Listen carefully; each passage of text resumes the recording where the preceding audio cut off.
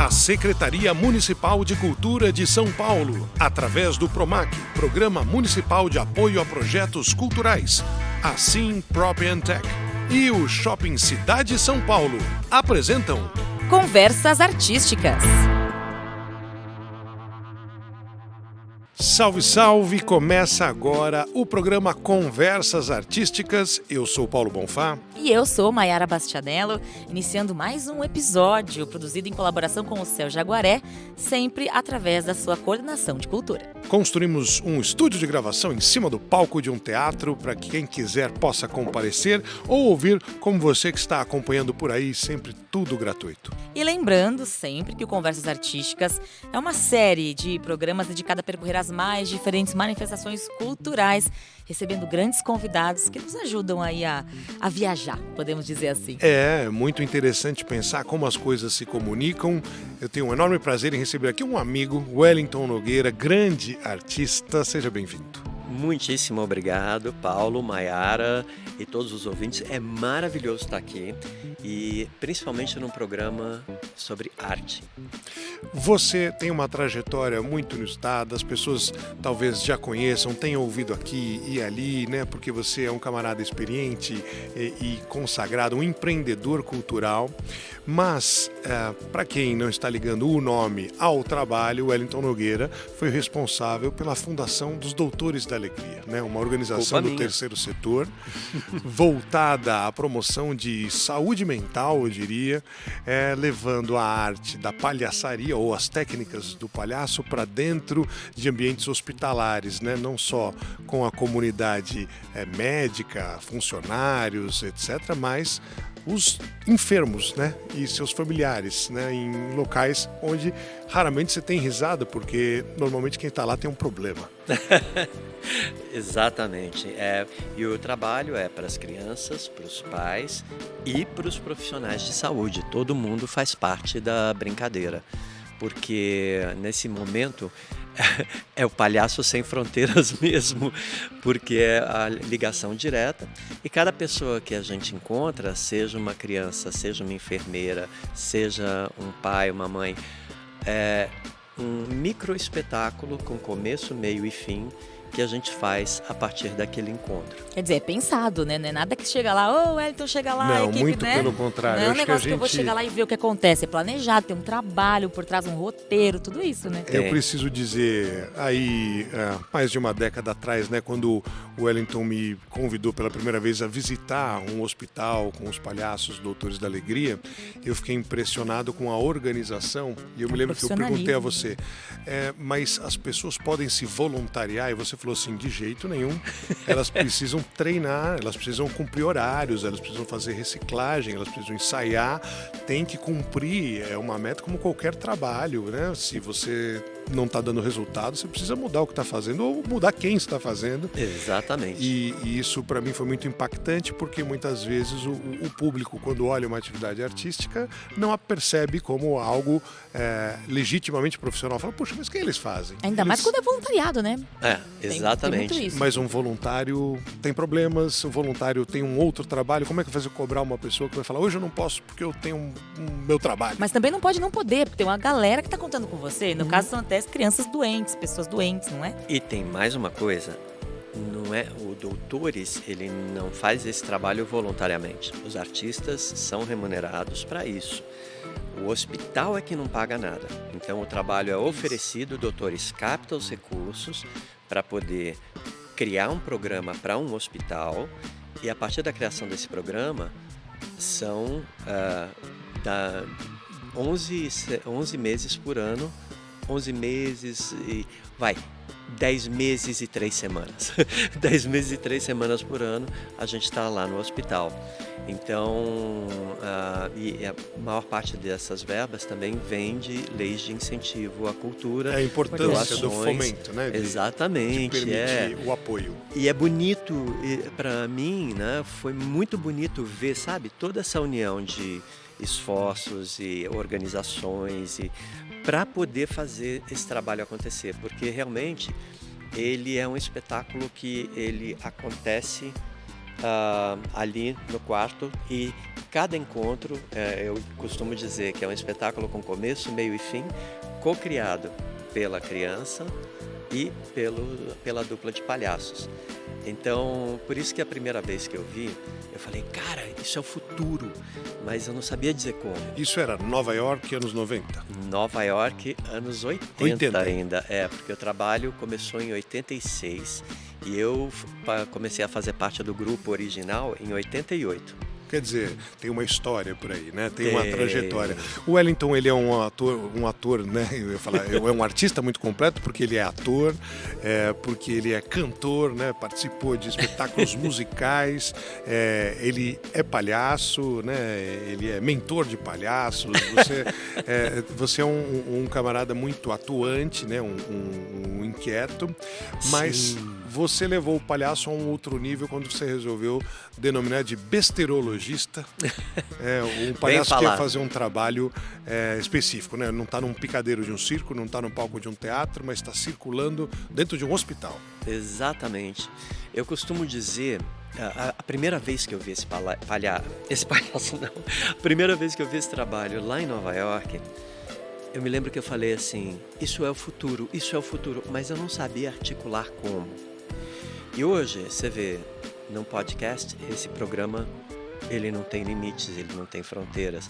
Num vídeo que a gente vê no celular hoje, o que você faz não tem fronteiras. Então, você vê, o palhaço ir para o hospital, trazer essa atmosfera do circo dentro do contexto hospitalar, brincando de besterologista, e ainda envolvendo as crianças, os pais, os profissionais de saúde, todo mundo em volta, para mim foi uma mensagem de futuro. Em metodologia de futuro, isso chama sinais fracos. São os sinais que o mundo, a vida vai trazendo e que você presta atenção e fala, pô, isso aí tem futuro, né? Então, para mim, essa coisa de sair do circo com todo o conhecimento, experiência e profissionalismo, ir para uma instituição como o hospital, que é completamente inusitada, é algo que hoje uma criança ela pode pegar um celular e fazer, né? Mas a gente começou a mostrar que isto era uma tendência. Então, né? Desde o primeiro palhaço que entrou no hospital lá em Nova York, que foi o Michael Christensen. E eu acredito que isso não é acidente, porque palhaços, eles têm um faro para o inusitado, para o novo, para o elemento de futuro. Não é à toa que quando você olha a ancestralidade do palhaço, você passa pelos bobos da corte. É isso que eu ia perguntar. A arte do palhaço, ela vem de muito longe, né? As pessoas vêm hoje e falam, olha, um nariz vermelho, uma cara pintada, mas nem sempre foi assim, né? Não, justamente, a gente tem uma linhagem, né? Na comédia dell'arte, então você tem os comediantes dell'arte, você tem o menestrel, você tem o bobo da corte. O bobo da corte era o único que podia fazer piada com o rei, sem perder a vida eventualmente, né? Olha, às vezes eles até perdiam, mas é o que eles falavam, eu não posso me negar a fazer o comentário, né? Mesmo que isso me leve à forca. Então, é um trabalho de muita coragem, né? Então, eu diria que não é à toa que não existe mais a profissão. Mas deixando os bobos da corte, né, para fora, porque não tem mais a corte em si, mas a formação, né, para as pessoas que estão nos ouvindo aqui, eu mesmo, estudantes, né, que estão sendo expostos nessa série Conversas Artísticas a muitas manifestações culturais diferentes, né? Sim. Puxa, um maestro, nossa, e esse cara é um pintor, né? Mas e esse outro? Ele é fotógrafo. E você tem uma trajetória, né, de pesquisa, né, além de militar na área, de praticar, né? Essa formação hoje em dia, ela é diferente, né? O artista que vai trabalhar como um palhaço, ele pode fazer, acho que talvez muitos diferentes tipos de trabalho. Ele pode trabalhar, como você falou, do exemplo dos Doutores da Alegria, né? Tua realização é um trabalho muito específico. Ele pode se apresentar como parte de um espetáculo mais complexo, no caso do circo, né? Tem o palhaço, mas tem outras disciplinas. Ele pode ter um espetáculo próprio, talvez para o público infantil, fazendo uma peça num teatro. Mas por onde começar? Qual é o caminho para alguém que se interesse, independente da idade, talvez, né? Puxa, se eu for aprender a fazer isso, qual vai ser o primeiro passo? Buscar uma boa formação.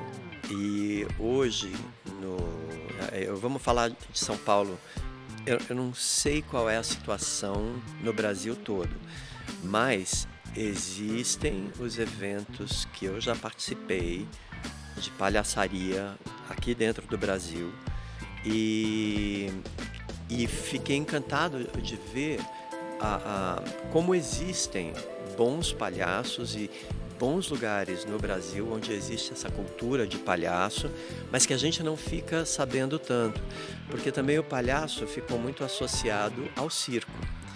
Porém, a partir da hora que a gente começou a falar de um aprofundamento dessa personagem, então o circo ele tem um contexto muito claro, é o palhaço dentro das gags clássicas, né, que a gente conhece. Tipo a flor espirra água, a calça cai, o suspensório abre, o pé, o sapato gigante.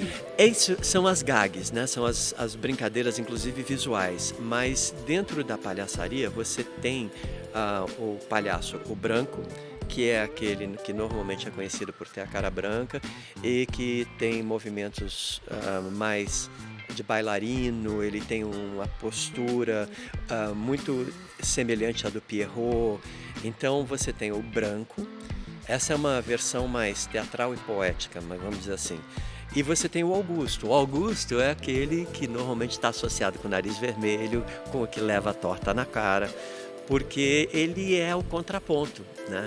Enquanto o branco ele se crê mais inteligente, né, mais inteligente, mais capaz, aí a gente vê o Augusto no contraponto. Exemplo concreto dentro da cultura brasileira. Bom, cultura brasileira da minha época. Eu assistia muito um programa chamado Praça da Alegria. Na Praça da Alegria tem uma pessoa que é o a origem da Praça é Nossa, com o pai do Carlos. Exatamente. O casal né? É verdade, a Praça é Nossa. Faz tempo que eu não assisto televisão, gente. Mas no Praça é Nossa você tem aquele cidadão comum, que no caso seria o equivalente a um branco, né? E ele é visitado pelas figuras mais divertidas, que tem sim uma pegada muito clownesca, porque são excêntricos, são extrovertidos. E agora, Wellington, para talvez tentar trazer um pouquinho aí para o que as pessoas não conseguem visualizar dos gestos que você faz conosco aqui num estúdio de áudio, você, quando faz esses movimentos e fala, é uma outra postura de palhaço, tem uma dúvida que me surge sempre sobre a propriedade de um número, a criação intelectual de uma rotina, que é diferente de uma piada, porque Sim. A piada eu faço um texto, aí alguém ouviu esse texto, alguém pode falar, não, essa eu ouvi o Paulo Bonfá contando. Uhum. Eventualmente um movimento, quase uma dança, ou um número mudo, ou uma maquiagem, um figurino, puxa, pode ser copiado. E essa questão da cópia entre palhaços, como ela se resolveria, uma vez que cada artista vive da sua própria criação, da sua própria performance? Olha, a questão assim, quando você está estudando palhaço, então você pode desenvolver o branco e pode desenvolver o Augusto. Eu, por exemplo, eu sempre, como comediante, inclusive antes de estudar palhaço, eu sempre fui muito ligado à comédia e eu era muito mais associado ao Augusto. Quando eu comecei a dar essa aula em cursinho e tudo mais, foi ali que começou, na verdade, o meu palhaço, porque eu estava toda hora interagindo com o que os alunos falavam. Então, e eu ia muitas vezes para palhaçada mesmo, para comédia mesmo, para chamar a atenção. Imagina você dar a última aula às 10 horas da noite, numa sexta-feira, no cursinho, e uma galera que está lá precisando e querendo, né, aprender. Então você tem que... A tua matéria era? Inglês. E então, eu sempre, para mim, desde a primeira aula que eu dei na vida, a comédia estava presente. Então, dentro da estrutura da comédia, você tem que ter um cara que é o mais sério e você tem que ter aquele que desafia aquela seriedade, o status quo. Por isso que a gente tem o Branco e o Augusto. Você pega os Três Patetas, por exemplo, que eu assisti muito. Né? A dica, né? Hoje está disponível aí em vários sites de vídeos de internet, né? Porque é uma comédia muda sem cores, né? Preto e branco, antes do cinema colorido. Pode crer. Né? Com 3 personagens. A minha formação de comédia pela televisão vinha de Família Trapo, a Praça da Alegria, que hoje é a Praça é Nossa, e todos esses programas cômicos em preto e branco que eu assistia na televisão, porque para mim os cômicos, os artistas que sabiam fazer rir sempre foram mais interessantes e era o que eu queria mais aprender a fazer. Eu nunca, por exemplo, não posso estar aqui falando de Praça é Nossa e não falar da Zilda Cardoso. Era o momento para mim, os 2 momentos mais esperados na praça. Uma inspiração. Era a Zilda Cardoso com a Catifunda. Dona Catifunda. Para mim é Genial. um clássico, né? E o Bronco, Carlos Bronco Dinossauro, do Ronald Golias. O gênio Golias. Exatamente, quer dizer, cara, e a gente ter esses mestres, nossa senhora, então eu me lembrava de assistir aquilo e reproduzir nas minhas brincadeiras. E depois, mais tarde, quando eu comecei a dar aula, eu me lembro que os professores que eu mais gostava eram aqueles que eram divertidos. Então eu transportei isso, acho que de tanto assistir comédia, Três Patetas, né, também, que eu assistia demais. Tudo que era comédia, eu assistia. Mas o Wellington, a Mayara vai concordar comigo, tenho certeza, né? Em várias profissões artísticas, da área artística, cultural, as pessoas falam, eu quando revelei para minha família que eu ia fazer essa carreira... Você tirou o pensamento da minha cabeça. Mas a pessoa fala assim, quando eu falei que eu queria ser músico profissional, ou quando eu falei que eu ia ser fotógrafo... Escritora. Escritora. A família, nossa, mas você vai viver disso, mas... Ou o maestro que nos diz, depois de décadas de música, falando... alguns amigos perguntavam, mas além de ser maestro, você trabalha com o quê? Não, eu ia perguntar, quando o Bonfá... Aí você fala, eu vou ser palhaço. Quando o Bonfá te perguntou assim, o que tem que ter pra ser um palhaço? Bom, coragem, né? Pensei eu, porque primeiro que é pra dizer pra família, pai, mãe, oi, gente, quero ser palhaço. Você tá louco? Como assim, né? Eu pensei exatamente Não é uma carreira exatamente tradicional, e dentre as carreiras do mundo artístico, é aquela que a pessoa... Não é tradicional. Não, e aconteceu na minha família, porque assim, eu saí do Brasil, eu era professor de cursinho, do Objetivo, tudo, e foi lá onde nasceu o meu senso de humor. Ou melhor, onde nasceram essas personagens malucas desse professor que cantava, agitava e tudo mais. Mas tudo baseado nas comédias que eu assistia e chegou um dia que eu olhei assim e eu falei assim, poxa vida, eu quero ir um passo além, eu quero fazer isso profissionalmente. E foi aí que eu resolvi fazer teatro. E para mim, eu queria um teatro que fosse musical, porque eu sempre fui apaixonado por musical. Você cantar, dançar, representar. E naquela época não tinha essa formação aqui no Brasil, como existe hoje. Hoje a gente arrebenta em musical, né? E então eu encontrei essa escola em Nova York, que era a escola mais especializada em formar o Triple Threat, né, que canta, dança e representa. O triatleta do palco. Exatamente.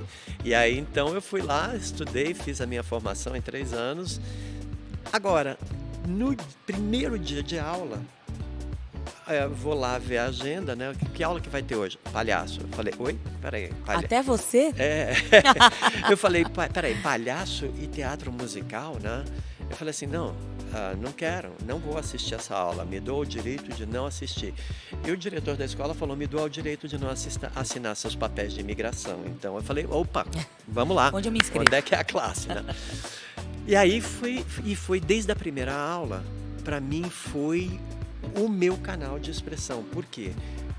primeira coisa que todo mundo me perguntava quando eu chegava numa escola de teatro em Nova York é: esse sotaque é da onde? Porque seu sotaque é diferente, não é como dos hispânicos, é como um europeu, parece francês, enfim.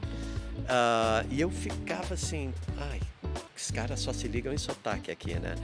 E quando eu estava palhaçando, ninguém se ligava no sotaque. Todo mundo se ligava no resultado da palhaçada. Então a comédia para mim foi um ótimo canal de criar um filtro a menos para me relacionar com as pessoas. E isso você acha que é transferível? Eu estava me lembrando dessa experiência, né, tua, que é da Meca, vamos dizer assim, né, dos teatros, né? A cidade de Nova York tem uma quantidade absurda de teatros grandes, pequenos, com musical, sem musical, de comédia, de drama, de todo quanto é gênero. Mas aí organizações artísticas globais, como o Cirque du Soleil, que às vezes, ou até num momento pré-pandêmico com mais intensidade, montavam o mesmo espetáculo simultaneamente em vários lugares. Uma coisa é treinar o acrobata, é treinar o trapezista, o equilibrista, que é uma rotina de repetição e tal. Mas os palhaços, eles também reproduziam, como se fosse uma franquia, o mesmo número.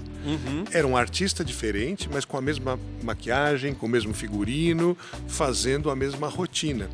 E nosso colega Marcos Cazu, que também vai participar da série Conversas Artísticas, foi profissional do Cirque du Soleil, e quando ele saiu, ele vendeu a rotina dele, entre aspas, ele recebe royalties, que como a gente denomina os direitos autorais em inglês, para que outros profissionais façam o que ele criou. Quase como alguém que vai cantar a música de um outro artista e tem que pagar os direitos autorais, porque aquela música não é minha, embora eu vá fazer o show.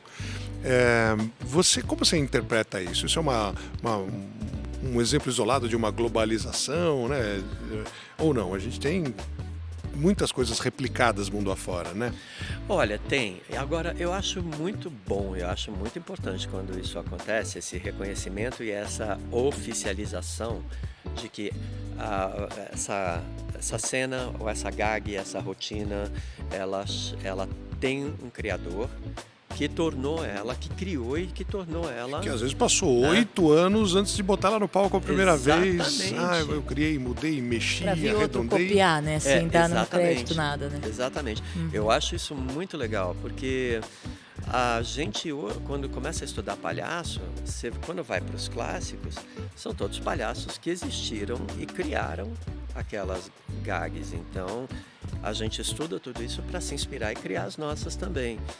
Eu trabalhei em circo, mas não na linha de show do circo. Eu trabalhei no circo, na unidade que ia para os hospitais. Tá bom. Eventualmente eu fazia uma aparição ou outra, 1, 2 vezes por ano, no Picadeiro. Mas eu não me considero um palhaço circense. Eu não nasci nessa estrutura. Eu sou muito mais um palhaço de palco, cênico. E um cara que adora saber lidar com comédia. Que tudo é timing, né?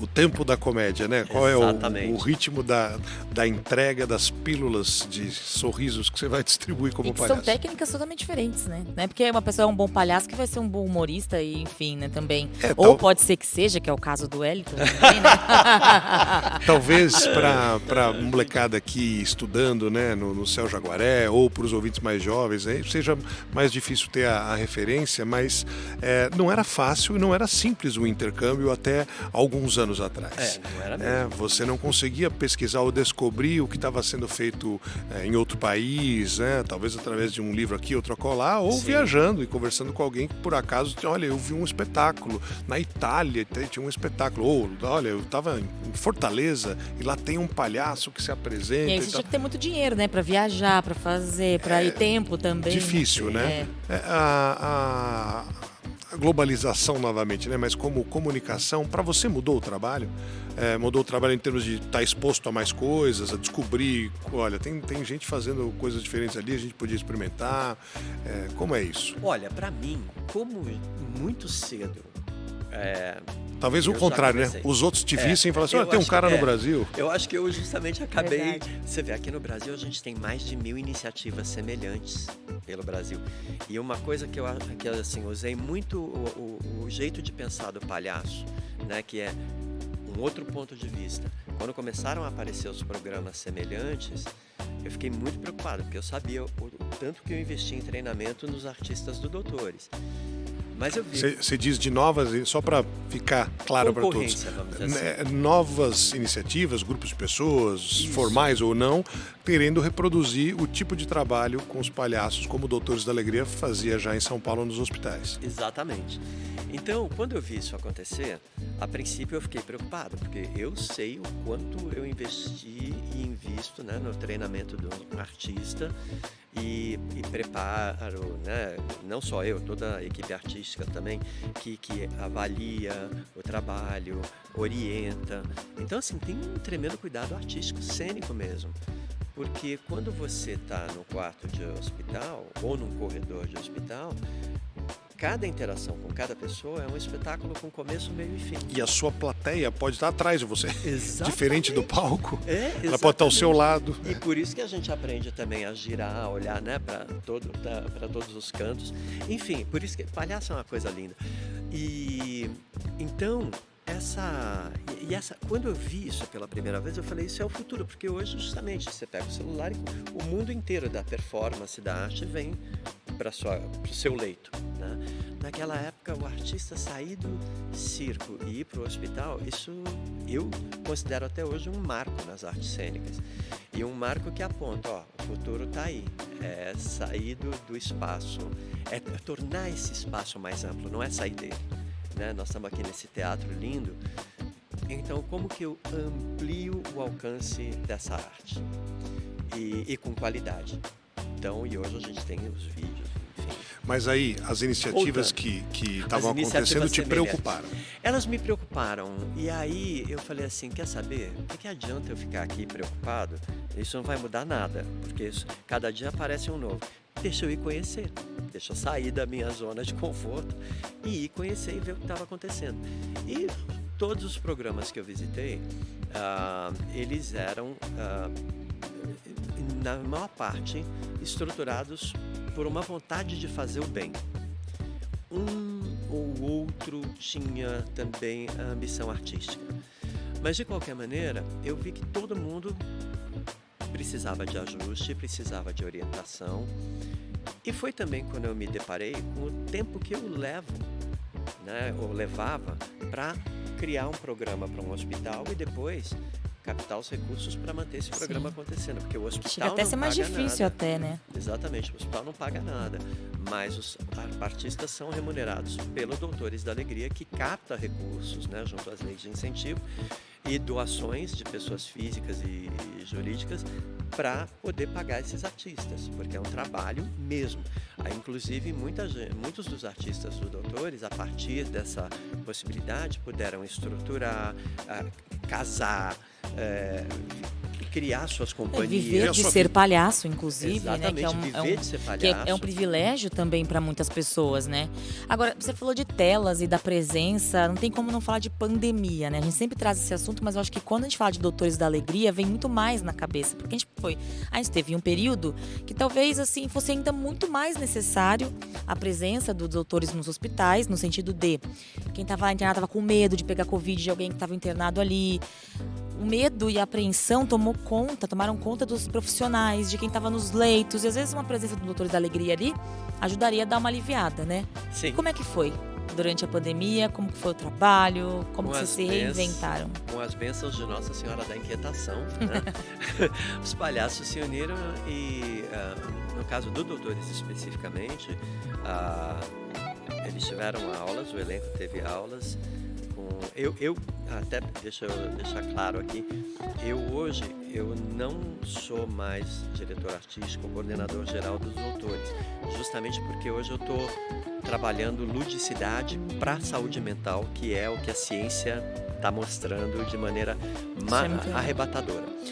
Mas, dentro do Doutores, a gente sempre trabalhou com artista profissional, faz processo seletivo, essa coisa toda. Então, e cada pessoa que você encontra é um espetáculo com começo, meio e fim, e você não chega com nada pronto. Você vai trabalhar com aquilo que a criança te oferece. Então, inclusive o não. Que acho que é uma grande diferença de um palhaço no palco ou no picadeiro porque ali ele reproduz, né? Então ele ensaia, muda a plateia e ele faz a mesma rotina. No dia seguinte é uma outra plateia, a rotina dele é a mesma. No caso de um ambiente incontrolável, a rotina pode fornecer alguns elementos, mas Sim. o improviso e a capacidade... Aí acho que não seria ensaio, a preparação talvez fosse treino. Treino. Como estar alerta, como estar energizado, como estar atento, ser sensível para poder reagir a algo que parte do enredo não é seu. Inclusive, essa é a beleza de trabalhar sempre em dupla, né? Sempre uma dupla de palhaços que entra, porque um apoia o outro também nessa história. E depois, quando você sai de um quarto onde houve uma experiência assim, cênica muito forte, a gente já conversa a respeito, vê tudo que deu certo, tudo que pode melhorar para, se acontecer no próximo quarto, a gente poder reproduzir, mas o pessoal anota e vão virando clássicos, né? Também dentro do nosso trabalho. E eu uso muito a palavra rotina ou gag, mas são rotinas e gags que são criadas pelos besterologistas e que muitas vezes se tornam clássicos. Então, é aquela muito bonito situação, ver isso. acho que a situação que você está querendo descrever é algo que você percebe que sempre vai funcionar. E Vai mudar o lugar, vai mudar a plateia, vai mudar o tempo, mas aquilo lá eu sei que tem um poder de transformar o ambiente. Exato. Por exemplo, e que você também entra nessa tradição. Você vê no circo, a gente fala das entradas de palhaço, né? Então, você tem o branco, que é aquele que se criou mais inteligente, o Mou, né, ou o Manuel da Nóbrega, o Mou dos Três Patetas, ou o Manuel da Nóbrega na Praça da Alegria. O Dedé Santana. O Dedé Isso. Santana, exatamente. Bem lembrado. Dedé Santana, maravilhoso também, porque é muito difícil ser o branco. E você tem aí os Augustos, né, que são os Trapalhões. Então, dentro do hospital, a gente procura reproduzir também o trabalho em dupla, um branco, o outro o Augusto, e a criança comandando tudo, né? E a gente co-criando em torno do que ela nos dá. Então, já nem sei mais por que a gente estava falando Mas disso. eu... Mas você deve saber, Paulo. Mas tá ótimo. Gostou dessas conversas que elas vão indo, eles a gente vão, vai e vai, abrindo vai, janela, né? É isso. Então, O que eu ia lhe perguntar, né, quando você fez essa recuperação, né, de comparação, né, entre o palhaço que as pessoas identificam muitas vezes porque está vestido diferente, porque tem um movimento diferente, uma atitude diferente. Quando o termo em inglês passou a ser usado, o termo clown passou a ser usado, para situações em que você tinha eventualmente um artista com a vestimenta do palhaço, mas com uma atitude diferente. Quase que como não é um show de comédia, não é para rir, não é piada, não é humor, é melancólico, é reflexivo. E eu me lembro de algumas pessoas, quando no Brasil aconteceu, talvez 20 anos atrás, uma apresentação do Slava Polonin, palhaço russo que tinha se consagrado no Cirque du Soleil, montou uma companhia e a apresentação dele era totalmente melancólica. E era um evento de pré-estreia, então era a primeira vez, ninguém tinha visto antes para falar como era. E as pessoas saíram falando assim, mas eu achei que era palhaço. Assim? Eu ia rir? E tinha 8 palhaços no palco e eles estavam todos com nariz, cartolas, sapato gigante, eles eram palhaços, mas não tinha graça. Era poético, era, puxa, o vento, sombras, movimentos. Gente, eu não me esqueço daquele final até hoje. O final deste espetáculo que voava papel como se fosse uma neve. E ao mesmo tempo uma palhaça chorando, exatamente vendo a devastação que hoje a gente está vendo pela televisão dentro dessa guerra. Ele usava o personagem do palhaço, mas para um espetáculo que não era de humor, não era uma comédia. E ninguém avisou. Ninguém sabia como era e eu achei excelente o espetáculo. Sim, mexeu comigo. Você não arte, sai, né? Você não Fritando sai a igual. cabeça. Que é o intuito. Só que vamos dizer assim, o choque da imagem, né, com o conteúdo era muito diverso, né? E as pessoas, não, esse é um show de clowns, eles não vão jogar torta na cara, né?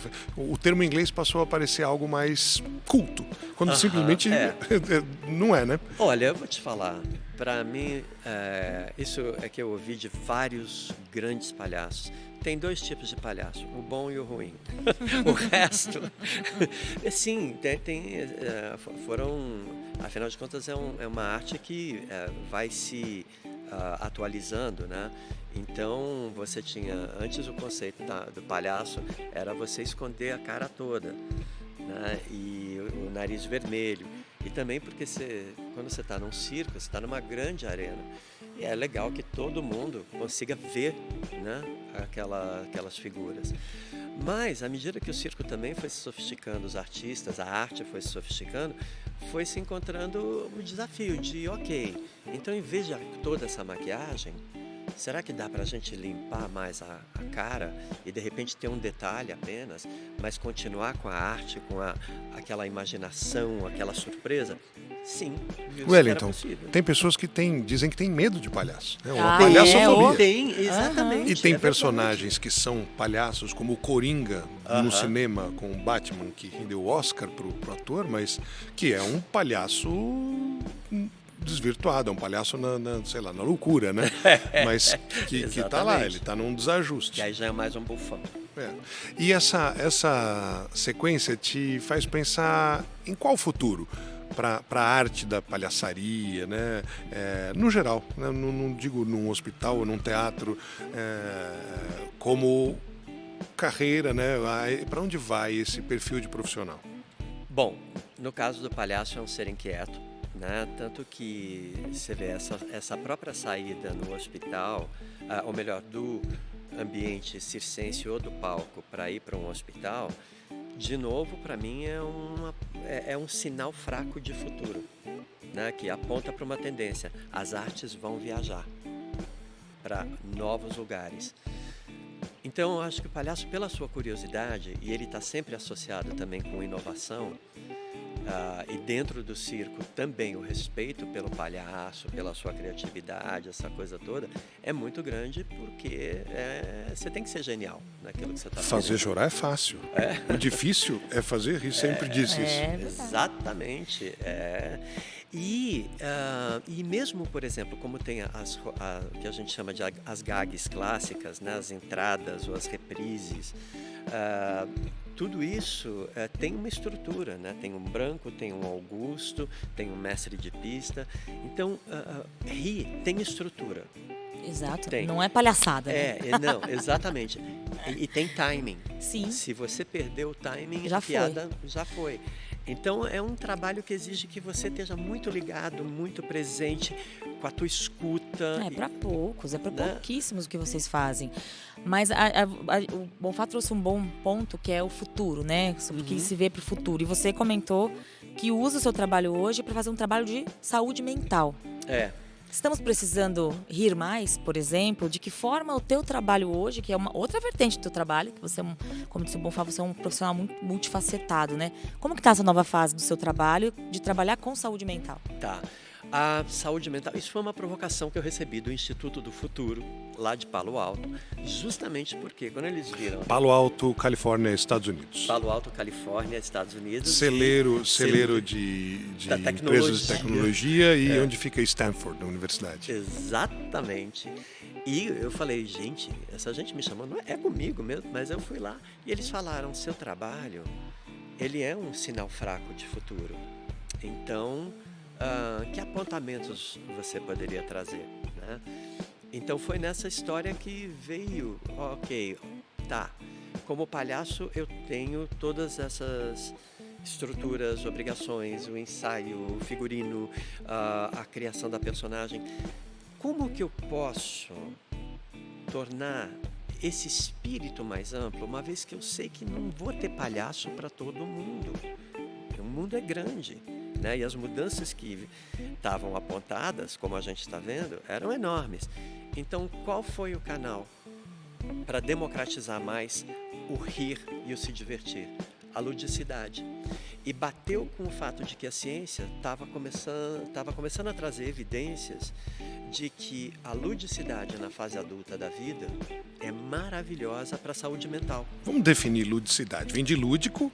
Vem de lúdico. E é o quê? É tentar criar processos lúdicos em situações do dia a dia. Processos lúdicos de brincadeira. Continuar brincando, mesmo na fase adulta da vida. Agora, é claro que você não vai brincar de casinha, a não ser que você vá brincar com seus filhos. Então, quais são? São brincadeiras que desafiam o cérebro a fazer novas conexões neurais. Então, por exemplo, no próprio circo, se você tem o malabarismo, a dança, a mímica, tudo aquilo que é um aprendizado novo e que você busca fazer ele ainda mais mais personalizado ainda, vai trazer uma nova técnica, e vai mexer no teu cérebro. Isso é, pegar qualquer pessoa, de qualquer profissão, em qualquer lugar e talvez ela saia da sua própria caixinha ali e se entregar a uma tentativa de fazer algo diferente, mas com um propósito. Tanto que hoje a ciência está vendo essa questão da ludicidade e a antroposofia criou isso agora, assim, isso existe já, uma metodologia chamada pedagogia de emergência, que é sobre treinar e preparar brincantes profissionais para trabalhar com públicos que passaram ou por guerra ou por desastre natural, que são eventos que desarvoram toda a sua vida de uma hora para outra. E muitas vezes, na maior parte, traumatiza. Então, como que você sai do trauma? E é aí que a ludicidade, a brincadeira, o jogo, não o jogo, e um jogo que você nem... Eu vou antes do jogo competitivo, o jogo do brincar mesmo. Isso ajuda o cérebro a fazer novas conexões neurais e as pessoas saem de situações traumáticas brincando. E há brincadeiras onde se exercita o cérebro. Então, tá aí um caminho de futuro forte. Definitivamente, foi por isso que eu fiz a transição, porque eu entendi que aqui no Brasil, a questão do palhaço no hospital, o Doutores da Alegria fez um super trabalho, tem biblioteca, tem documentação, assim, e a gente, inclusive, ajudou a formalizar uma rede de cooperação entre grupos semelhantes pelo Brasil, justamente para trabalhar cada vez mais a profissionalização. Então eu senti que essa causa estava cuidada e estava bem estruturada. Bem, né? E aí, para quem não é palhaço, para quem não vai ter acesso? E aí a ciência fala, vai brincar. Mas que tipo de brincadeira é casinha? Não. São brincadeiras que você vai fazer, principalmente com o teu corpo também, mas fazendo o cérebro aprender novos caminhos. Então, por exemplo, aqui a gente não tem uma câmera, mas se eu faço um movimento com a mão direita e outro com a mão esquerda, como é quando eu tenho que fazer esses dois ao mesmo tempo? Aí é que normalmente dá um nó, porque a gente não está acostumado a isso. E se eu vou incluir as pernas também, ou a caminhada, nessa movimentação, nessa brincadeira? Então, e é muito divertido quando você faz com as pessoas, porque elas riem do quê? De não conseguir, de não saber. Inclusive, eu até acompanhava uma palestra esses tempos que esse tipo de coisa, aprender uma coisa totalmente nova, não adianta, por exemplo, eu comecei a fazer espanhol no passado, eu vou retomar. Não. Você tem que aprender uma coisa totalmente nova, que é uma forma de prevenir, inclusive, o Alzheimer. Já tem vários estudos que comprovam que você aprender algo totalmente novo, que você nunca fez, que desafia o seu cérebro, é uma forma de proteger contra Alzheimer, que é, enfim, uma doença que não tem cura, que as pessoas buscam, né? Então... Exatamente. E você vê, malabares, por exemplo. Malabares é maravilhoso para desafiar a nossa presença, os nossos sentidos, nossa movimentação, olhar. Então, presença mesmo. Mindfulness, né? O tempo presente, aquela coisa de estar presente, né? Então, quando você vê um artista como o Michael Motion, ele elevou o malabares a uma forma de arte, assim, que é divina, espiritual, é linda, é boba e é sagrada, né? Então, é possível fazer isso. Agora, hoje é muito importante para a gente a ludicidade. E por ludicidade, é tudo que você fizer que tira você do rame-rame, do dia a dia, e te leva para um estado de ai, que legal, que delícia, ai, que coisa boa. Então, e muitas vezes no processo você ri de você mesmo com você mesmo. Muito bem, hein? Palavras sábias de um senhor palhaço. Porque a gente tem que terminar o programa, mas eu queria terminar me lembrando que, infelizmente, ainda se usa a expressão pejorativamente falando, aquele cara é um palhaço. Que palhaçada. Que palhaçada, né? Como se o palhaço não fosse, né, o artista mais nobre do picadeiro ou o mais desafiador para o público que chora com facilidade, mas pena para dar risada. Foi muito legal, Wellington. Muito legal, Mayara. Como sempre, é muito legal ter o Wellington Nogueira, nosso especialista em besterologia, aqui no Conversas Artísticas. Obrigada, Wellington. Você é um presente. Obrigado a vocês são um presente, esse trabalho todo também. E então, para encerrar, quando alguém chega para mim e fala, ô palhaço, eu falo, a gente se enxerga no outro, né? Então... Que bom que você me chamou de palhaço, não né? é mesmo? É isso, exatamente. Gente, vamos mudar. Que bom, precisa de um para reconhecer o outro. Rir é o melhor remédio e fique conosco para o próximo Conversas Artísticas também. Obrigado, tchau, tchau. Apresentação: Secretaria Municipal de Cultura de São Paulo, através do PROMAC, Programa Municipal de Apoio a Projetos Culturais, Sim Prop Tech e Shopping Cidade São Paulo. Você ouviu Conversas Artísticas.